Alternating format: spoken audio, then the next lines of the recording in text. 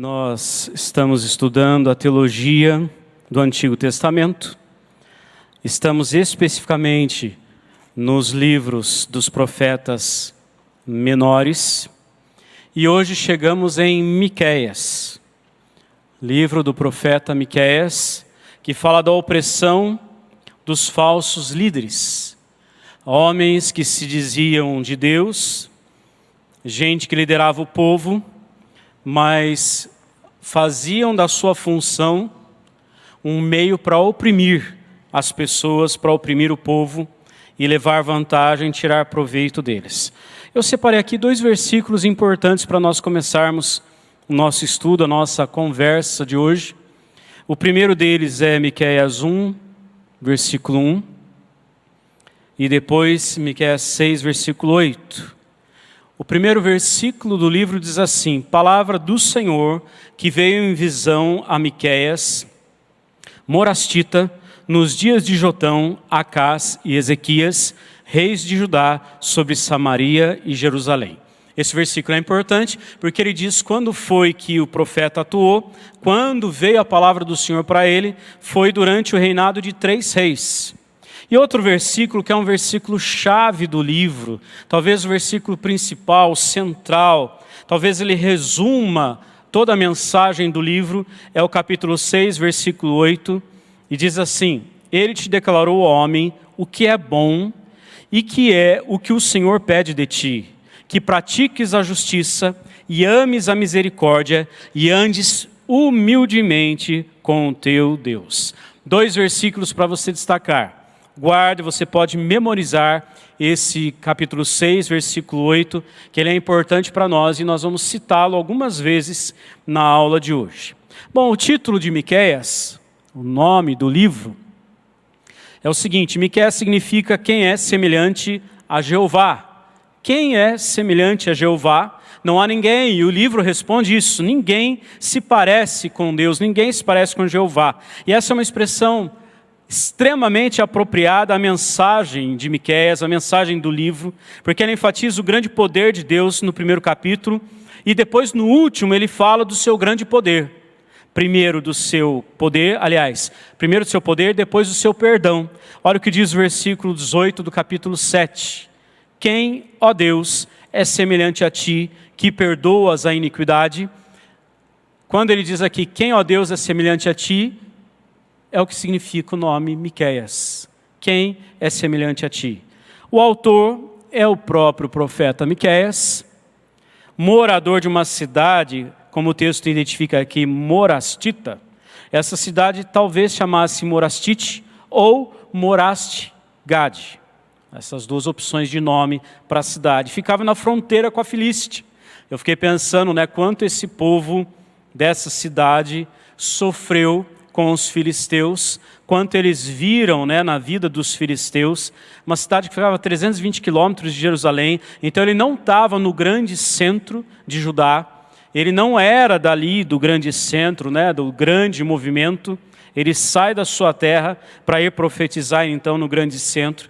Ele foi contemporâneo de Oséias e Isaías, e nós vamos ver muito isso hoje, em algumas profecias e algumas coisas que têm a ver com Isaías, porque eles trabalharam no mesmo período, tanto Miqueias quanto Oséias e Isaías. Isaías pregava em Jerusalém, capital de Judá, entre os nobres e os palacianos. Oséias já pregava em Israel, o reino do norte, e Miqueias pregava no reino do sul, em Judá, só que a sua mensagem ela era dirigida tanto para Judá quanto para Israel. Essa é uma coisa interessante. Ele é reconhecido como o único profeta cujo ministério foi desempenhado visando tanto Israel quanto Judá, e a gente vê isso logo no versículo 1. Isaías ele também profetizou a destruição de Samaria, só que na sua profecia era a respeito de Judá e Jerusalém, fala isso em Isaías 1:1. Então Miqueias ele fala para um povo e para outro, tanto para Israel quanto para Judá. O profeta Miqueias era de origem humilde, e a gente reconhece isso principalmente pela sua casa, pela sua residência. Nem tanto pela sua linhagem, mas pela sua residência. A forma como ele vivia revela a sua origem humilde. Ele faz muitas citações relativas ao trabalho de um pastor. o que dá a entender para nós, a gente conclui, e os autores também concluem, que essa deve ter sido uma de suas ocupações principais, ser pastor de ovelhas. Data da escrita. É interessante a gente falar sempre da data, porque quando a gente fala de livro histórico, a gente está falando agora de livros de profetas, né, livros proféticos, mas que eles atuaram no meio da história. Então é interessante datar, porque nós temos o registro do reinado de cada rei, do tempo que cada um reinou, por isso a gente pode dizer a data em que foi escrito. Esse livro ele foi escrito aproximadamente entre 730 e 725 a.C. No versículo 1 fala: a palavra do Senhor, que em visão veio a Miqueias, morastita, nos dias de Jotão, Acás, Ezequias, reis de Judá, sobre Samaria e Jerusalém. O que isso significa? Como eu já disse, ele profetizou durante 3 reinados. Ele viveu e profetizou durante 3 reinados: Jotão, Acás e Ezequias. E esses reinaram de 740 até 697. Então foi um tempo longo em que ele trabalhou, em que ele profetizou, foi usado por Deus para abençoar o seu povo e ao mesmo tempo para confrontar o seu povo. Mas a parte principal da sua profecia foi durante os reinados de Acás e Ezequias. Durante esses 2 reinos é que ele trouxe a profecia, antes da queda de Samaria em 722. É importante dizer isso. Samaria cai em 722, ela é destruída em 722, a capital de Israel. E ele traz essas profecias antes disso. Mas ele continuava sendo profeta durante esse período. O livro foi escrito antes disso. É bom a gente saber, é um dado histórico. E quando acontece a queda, então ele não tem mais relato no seu livro. O objetivo do livro de Miqueias, por que ele foi escrito, o que estava na mente e no coração dele. O primeiro objetivo histórico desse livro era enfatizar o peso da próxima ira divina sobre a nação. Ele vem e avisa o que Deus ia fazer, a ira de Deus ia pesar a mão sobre o povo, por causa do pecado, por causa do abandono do Senhor, mas principalmente por causa da opressão sobre os pobres, da opressão dos líderes, dos governantes, inclusive dos religiosos, sobre os pobres. Quem esteve aqui ou quem participou da aula em casa do livro de Amós, viu que o tema é parecido, o propósito é parecido. Fala da opressão sobre os pobres, sobre os menos favorecidos. Detalhe, que esse povo oprimia, pesava a mão sobre os pobres, mas se achavam extremamente religiosos. Eles tinham práticas religiosas. Eles eram firmes nas suas práticas religiosas. Eles cometiam pecados, a injustiça social vigorava, mas eram pecadores, mas se gabavam das suas práticas religiosas. Outro objetivo, o segundo objetivo aqui do livro, é lembrar esse povo da futura vinda do Messias. É trazer então algumas profecias acerca da vinda do Messias, que surgiria de origem humilde para governar. É interessante, ele fala da opressão ao pobre, da opressão aos humildes, e ele vem e lembra, prestem atenção, o Messias, o nosso libertador, nosso resgatador, virá de origem humilde. Ele é de origem humilde, vocês vão ver isso. É o que ele diz: surgiria de origem humilde para governar com justiça, com verdade, conforme promessa da aliança abraâmica. Uma promessa já feita a Abraão. Ele só relembra Miqueias, isso vai acontecer. Agora um parágrafo interessante aqui, que é Miqueias e Isaías, semelhanças e contrastes, já que eles atuaram no mesmo período, trabalharam no mesmo período, já que eles profetizaram no mesmo período, cada um num lugar diferente do outro. É interessante isso, porque dentro do trabalho deles nós vamos encontrar muitas semelhanças. Depois de Ageu e Zacarias, Miqueias e Isaías foram os profetas que mais trabalharam juntos, mais trabalharam próximos, sem contar com a diferença do tamanho dos livros.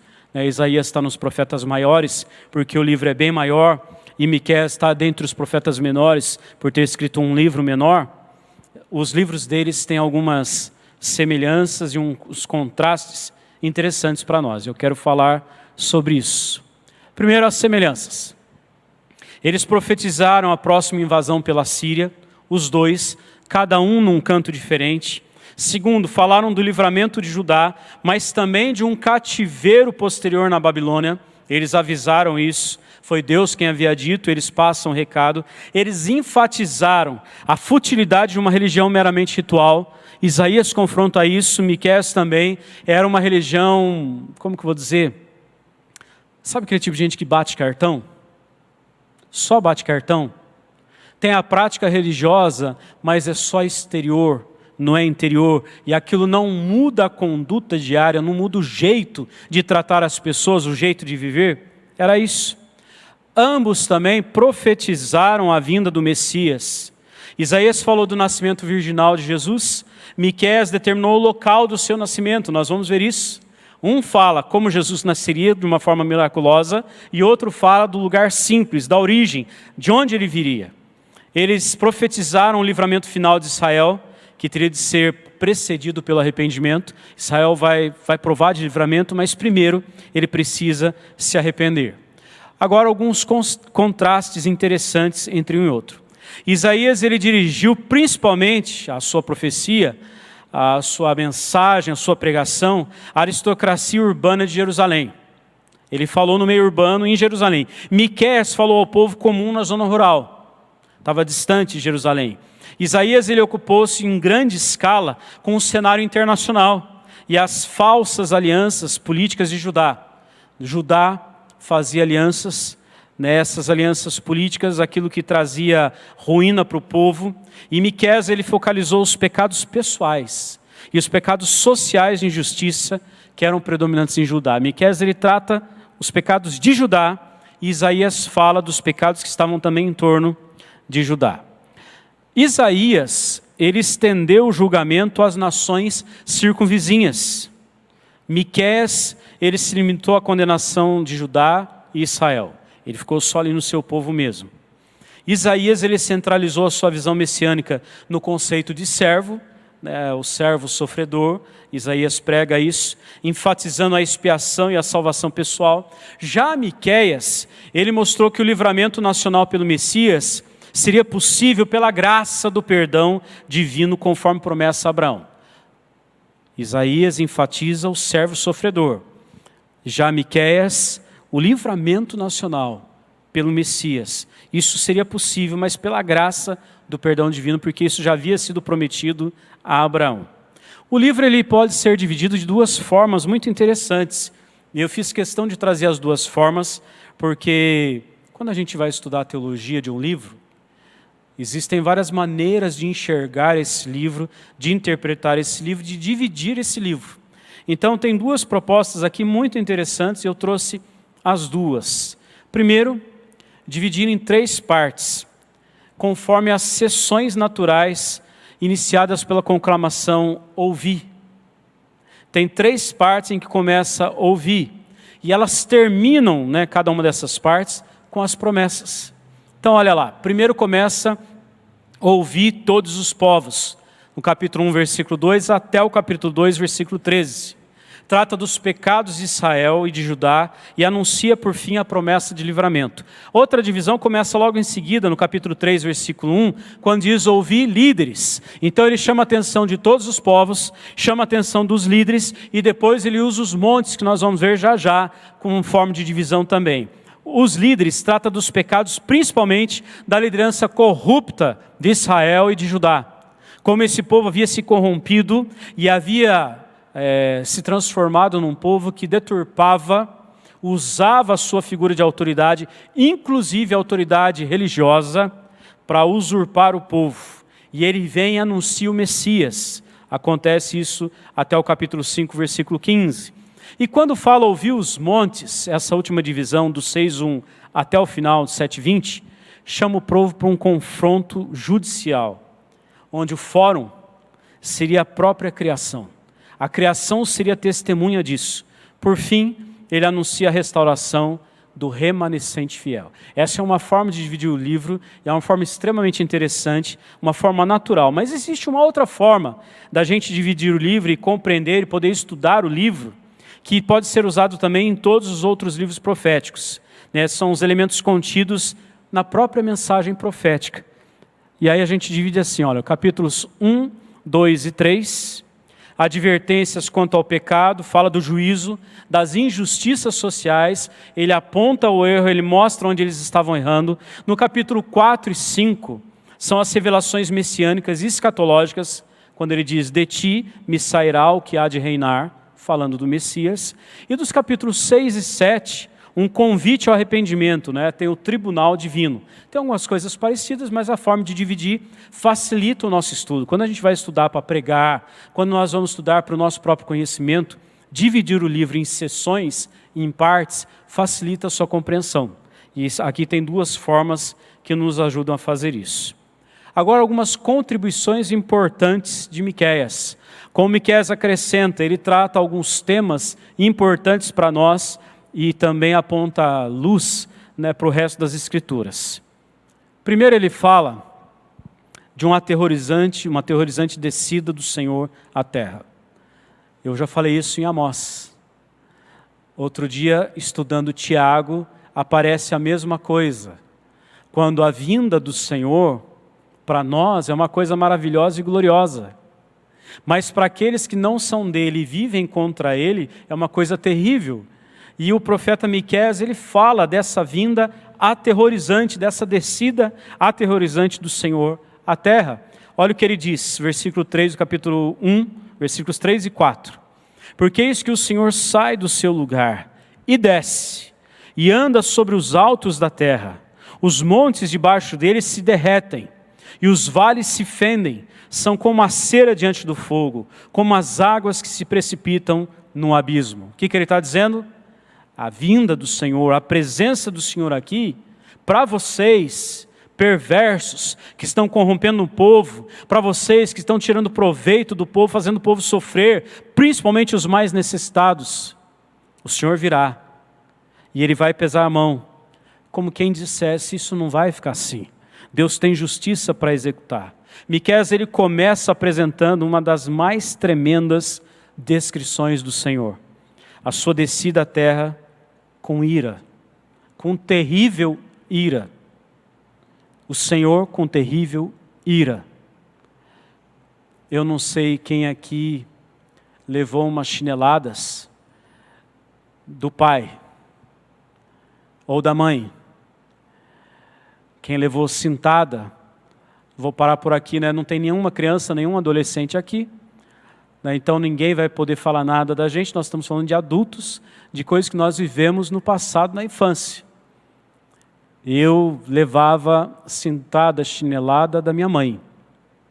O meu pai nunca bateu em nós, nunca nos repreendeu através da correção com vara, muito por causa do horário de trabalho dele, que era por turno.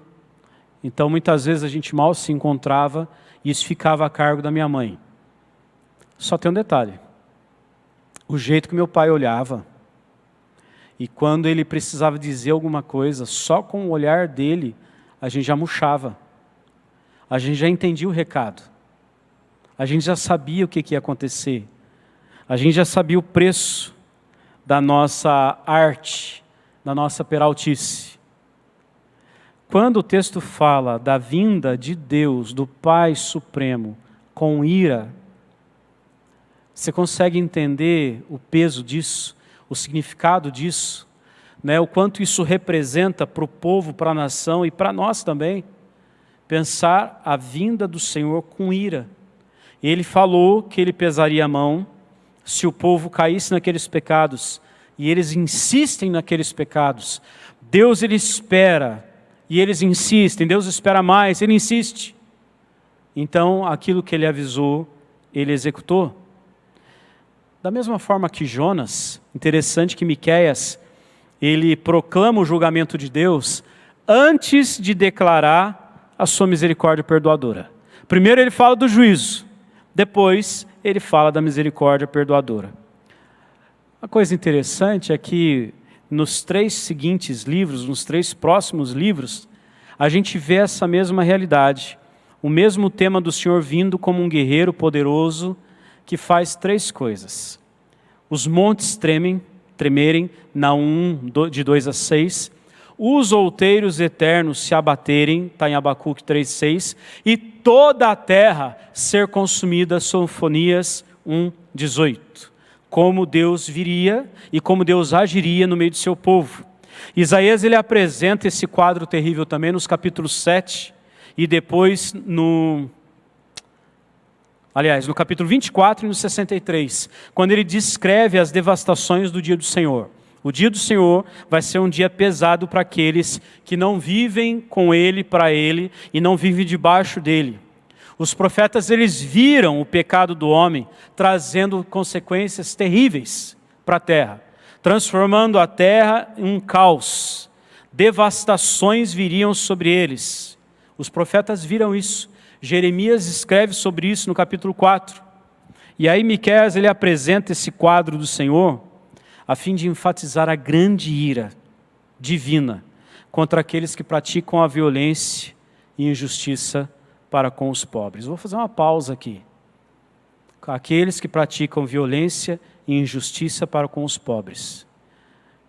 Eu preciso lembrar, e você também, isso não vai ficar assim. Se essas pessoas não se arrependerem, se elas não forem convertidas, não voltarem para Jesus e não deixarem de oprimir o pobre, elas podem estar aqui todos os dias. Elas vão provar da ira do Senhor. Elas vão provar do peso da mão do Senhor e não do sustento da mão do Senhor. Se não se arrepender, não tiver conversão verdadeira, porque a conversão verdadeira vai levar a pessoa a enxergar o necessitado e suprir a necessidade dele, cuidar dele e não tirar dele o pouco que ele tem.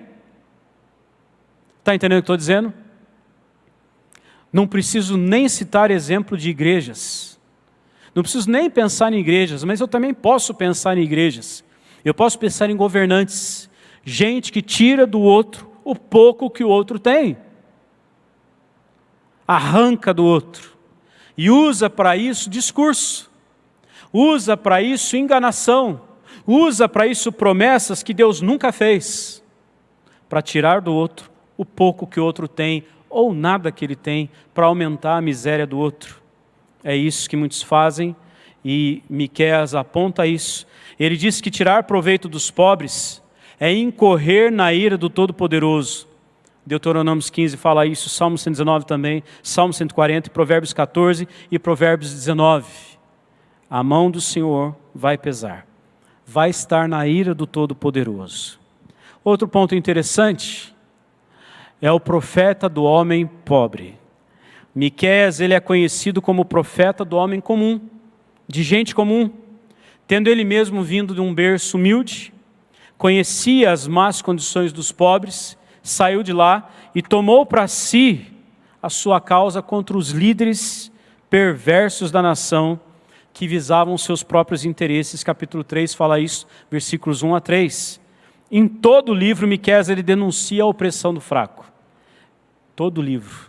Ele aponta o fraco sendo oprimido e ele aponta o erro, o suborno entre os líderes, o ato de expulsar mulheres dos seus lares e a prática de toda espécie de roubo. E grande parte desse roubo em nome da religião. Estamos falando de coisas distantes de nós? De uma época muito diferente da nossa? Não estamos, né? Interessante que Miqueias ele não isenta o pobre. O pobre ele não está livre disso só por ser pobre, só pela sua pobreza. O pobre também é pecador, pode ser pecador e ele pode incorrer nos mesmos pecados. Mas ele aponta com veemência, ele condena com veemência as classes superiores por sangrarem os pobres e indefesos. Quando ele vai descrever a esperança da restauração, ele surpreende a nação com o anúncio de que o futuro governador de Israel, como eu gosto de dizer, o governador máximo, o Messias, ele viria de uma pequena, insignificante cidade de Belém. Ao invés da opulenta capital Jerusalém, né, de uma cidade, você pode ter perguntado algum dia, mas por que Jesus nasceu em Jerusalém? Né, nasceu em Belém, para isso. Miqueias vem e diz, olha, vocês estão esquecendo que o Messias, o governador de Israel, vai nascer de uma cidade pequena. virá de origem simples. Capítulo 5, versículos 2 a 4, ele fala isso. E ele apresenta Jesus na condição de um pastor, como era Davi. Entretanto, esse pastor será maior do que Davi e engrandecido até os confins da terra. Eu quero ler esse texto, porque ele é importante e ao mesmo tempo é lindo.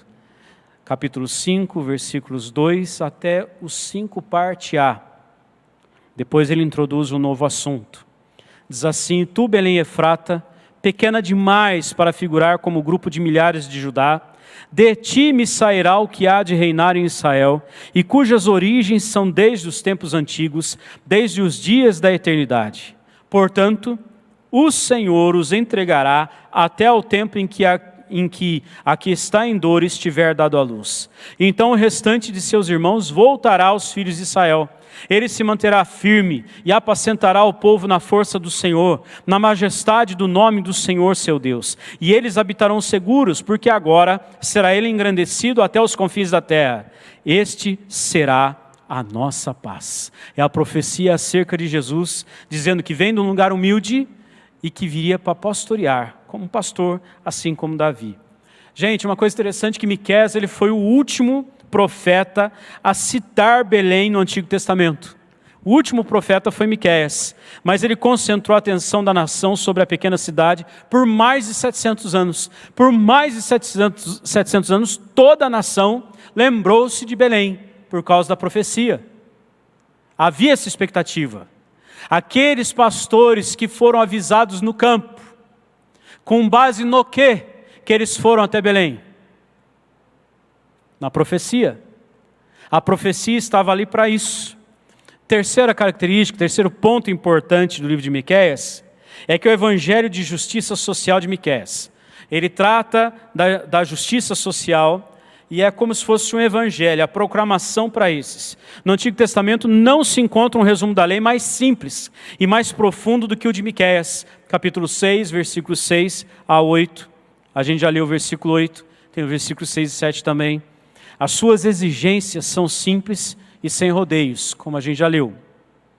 Praticar a justiça, amar a bondade, demonstrando essa bondade, e andar humildemente com Deus.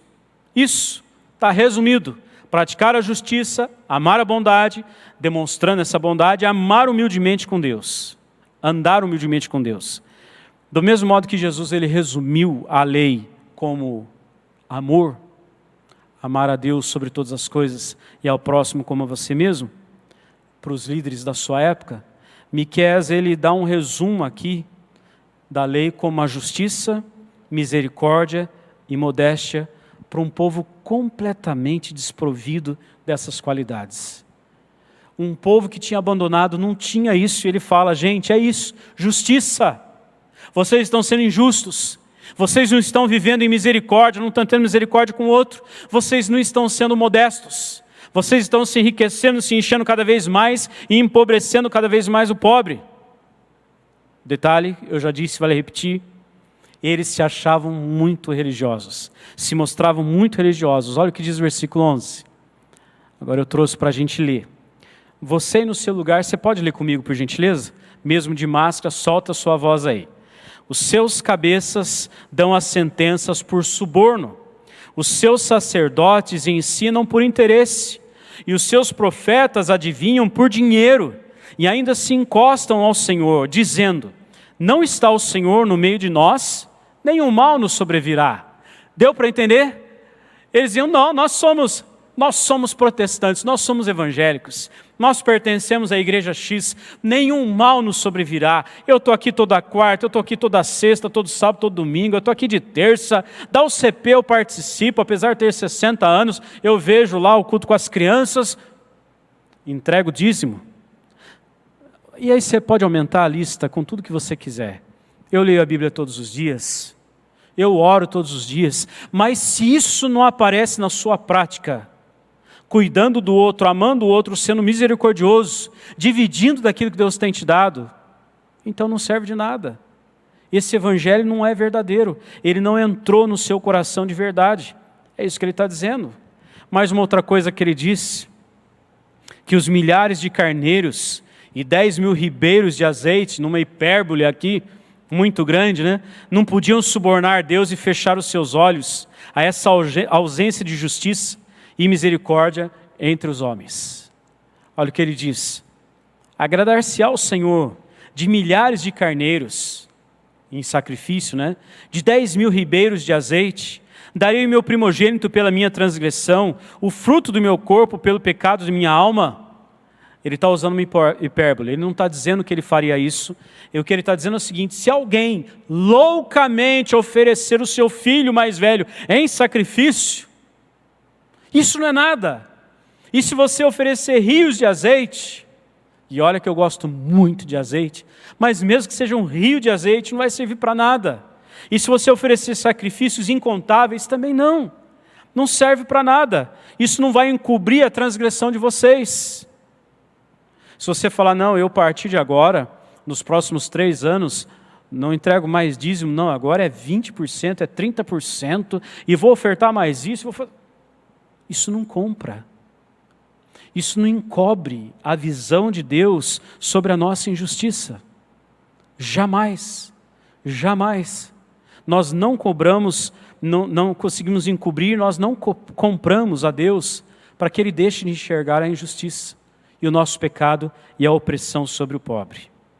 Interessante, irmãos, que não sei se é do conhecimento de todos, mas existe uma corrente hoje muito forte de uma linha dentro do nosso país, de uma posição política extremista, que entende que os evangélicos históricos, eles são opressores, que nós, apenas por sermos presbiterianos, os batistas, os metodistas e tantos outros, nós já não servimos para eles.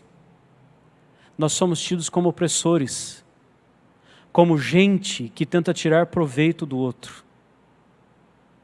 Você sabia disso? Eu não vou dizer qual é a linha, porque quem é e nos assiste sabe. Quem não é, você continue abençoando, continue dividindo, compartilhando, continue levando assistência àqueles que precisam, independente do credo. Porque quem tem fome não precisa ter credo, tem fome. Quem tem necessidades, não importa o credo, não importa a religião, precisa ser suprida a necessidade, precisa ser abastecido e nós precisamos abençoar. Eu como pessoa, você como pessoa, nós como igreja, nós como instituição, nós precisamos abençoar, dividir, lembrando que tudo isso vai ficar aqui. Mas eu posso levar comigo algumas pessoas. Quando eu apresento o Evangelho, apresento a Jesus. E matar a fome do necessitado é um jeito de pregar o Evangelho sem precisar dizer nada. Apenas sacie a fome do necessitado. Só isso. Eu não preciso tirar proveito daquele que está na miséria. Eu não preciso usar o Evangelho como moeda de troca. Você me ouve pregar e eu te dou a comida. Você me ouve pregar e eu te dou abrigo. Não. Eu te dou abrigo, eu te dou comida, eu te dou roupa. E isso basta. Isso basta.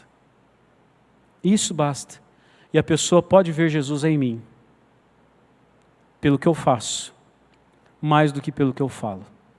Nós não podemos usar a miséria como moeda de troca para o Evangelho. Dê comida. Apenas isso. Só isso. É necessitado? Dê comida. Eu não preciso pregar para essa pessoa. Ela não é obrigada a me ouvir pregar só porque eu dei comida para ela. Você está entendendo? Deu para entender? Ela não é obrigada a me ouvir pregar porque eu dei comida para ela. Eu vou matar a fome dela. Só isso. Deus vai criar ocasião para que ela veja Jesus e para que ela ouça de Jesus. Mas não precisa ser na hora da fome. Pode ser em outro momento. Quando a pessoa te procurar para dizer, quero te agradecer por aquilo que você fez por mim, pela minha casa, minha família. Quero agradecer a vocês. Muita gente olha para nós e pergunta, você é crente? Você é evangélico? As pessoas já sabem, elas sabem enxergar. Algumas vezes perguntam se nós somos espíritas, porque espíritas também têm boas práticas, e podem ser católicos, pode ser outra coisa. Por isso, sacia a necessidade. Só isso. Em outra ocasião a gente prega o Evangelho. E fui claro, deu para entender? Quem está com fome precisa de comida e pronto. Quem precisa de abrigo, precisa de abrigo, e isso não tem credo. Agora, a Bíblia fala para a gente atender primeiro os de casa, é verdade, primeiro os de casa. Mas eu desconfio que Deus tem nos dado o suficiente para abençoar os de casa e também os de fora. Vamos fazer isso, para a glória dEle. E para mostrar que nós não somos religiosos, nós somos verdadeiros cristãos em Jesus. Bom, Miqueias também ele confronta a depravação de Israel de uma forma muito clara. Capítulo 7, versículos 2 a 6. A semelhança de Isaías no capítulo 1 e no capítulo 57, Miqueias ele observou que Israel tinha chegado numa situação em que se podia muito bem afirmar, como ele disse, não há entre os homens um que seja reto. Não há entre os homens um que seja reto. Era a situação em que estava o seu povo. Todos eram iníquos e só cuidavam dos seus próprios interesses naquela sociedade idólatra. E haviam vários tipos de deuses, e um dos deuses que eles nutriam eram eles mesmos. Se afastaram da verdade divina, estavam colhendo os efeitos sociais de os inimigos do homem, como eu coloquei aí, né? Os inimigos do homem são os da sua própria casa. A coisa ficou tão ruim, e a gente vê isso nos nossos dias, infelizmente, que incluía esposas, filhos, pais. Os inimigos estavam em casa e às vezes dormindo na mesma cama. Capítulo 7, versículos 5 e 6, ele fala isso.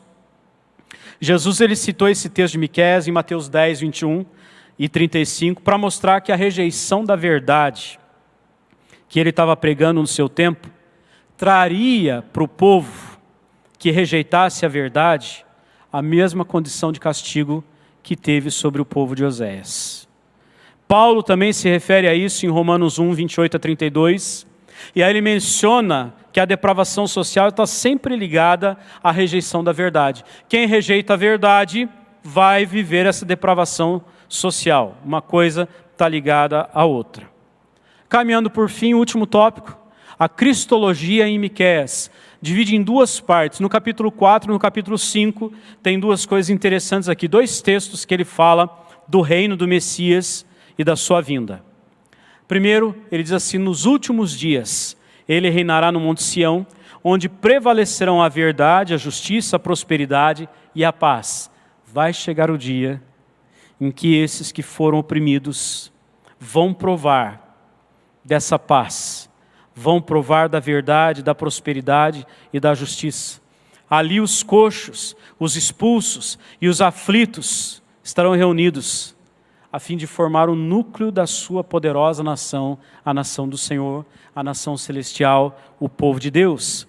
No 5:2, ele dá um ponto diferente. Miqueias revela que esse reino não começará ostentando grandeza. O reino é muito grande. Esse governador máximo é poderosíssimo, tem todo o poder nas suas mãos, mas o reino não vai começar grande e ostentoso, porque o próprio Messias vai nascer na pequena vila de Belém, lugar da criação de carneiros. Ele que é eterno virá de Deus como pastor de Israel. Mas antes que o Messias se torne grande até os confins da terra, a nação será abandonada pelo Senhor por um tempo, no fim do qual ele surgirá para pastorear o seu povo com grande majestade. O povo, a nação, ia sofrer o dano. Eles iam provar do cativeiro, eles seriam espalhados. Aí então virá o Messias para reunir todo o seu povo. Por fim, lições para nós, uma conclusão, uma aplicação do livro de Miqueias. Miqueias ensina que Deus ele não se deixa enganar pela religiosidade de aparências. Deus não se deixa enganar. Deus ele não vê as nossas mãos estendidas ou mesmo os nossos joelhos dobrados, e ele não se ilude com isso.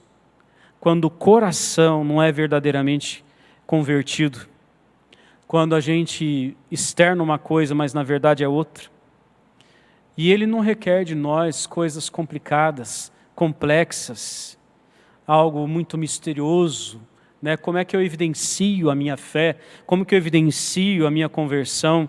Como que eu evidencio que eu temo o Senhor de verdade? Como que eu mostro a minha religiosidade de um jeito verdadeiro, de um jeito sincero, puro, do jeito que é? Porque falar de religião hoje parece que a gente está falando sempre de coisa ruim. Não, a verdadeira religião, religar, é Jesus. E nós temos sim uma religião, e é Jesus. E ele diz, olha, é simples. Primeiro, vida prática, justa, coerente com a justiça de Deus. Do jeito que Deus julga, julgue. Do jeito que Deus quer que você viva, viva. Segundo, um coração amoroso, compassivo, misericordioso no trato com o semelhante. No jeito de tratar, de cuidar do outro, seja amoroso, compassivo e misericordioso. Por fim, convivência e relacionamento diário com Deus em humildade. Andar com Deus. E quem anda com Deus não tem outra postura a não ser de humildade, de rendição, estar debaixo do senhorio dele, debaixo das mãos dele. É muito gostoso quando a gente lê os textos em que pessoas se aproximavam de Jesus e logo lançavam-se aos seus pés. Geralmente, era gente que não era da convivência, gente que vinha de fora, gente que vinha de Israel e não de Judá. Quando se aproximava ouvindo de quem era Jesus, se lançava aos seus pés. Esse lançar-se aos pés é sinal de soberania, de reconhecimento da autoridade. Ele tem autoridade, o poder está nas mãos dele. O que cabe a mim é me lançar aos seus pés. Por isso, não tem outra postura do verdadeiro Filho de Deus, do servo de Jesus, a não ser rendido diante dele, uma postura de humildade. Eu queria convidar você para a gente ler, por fim, juntos, quem puder colocar-se em pé, que a gente lê e depois a gente já ora para encerrar, o versículo 8, um resumo disso tudo que nós falamos, e um texto para você guardar, memorizar, grifar aí na sua Bíblia. Vamos ler? Ele te declarou, ó homem, o que é bom e que é o que o Senhor pede de ti, que pratiques a justiça e ames a misericórdia e andes humildemente com o teu Deus. Amém? Glórias a Deus, que essa seja a nossa vida. Vamos orar.